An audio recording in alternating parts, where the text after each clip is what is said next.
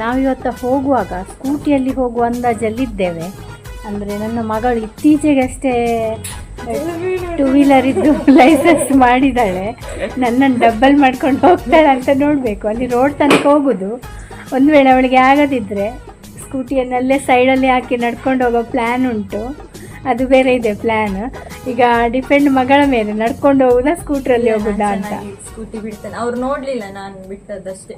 ಅವರು ನನ್ನ ನೋಡದೆ 3 ವರ್ಷ ಆಯ್ತಲ್ಲ, ಸೊ ಅದಕ್ಕೆ ಹಾಗೆ ಹೇಳುದು. ಓಕೆ, ನೋಡುವ.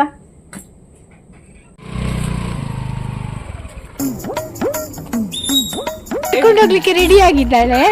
ಸೊ ಸ್ಕೂಟಿ ಸರಿ ಇತ್ತು, ಸ್ಕೂಟಿ ಸರಿ ಇತ್ತು, ಸ್ಟಾರ್ಟ್ ಆಯ್ತು.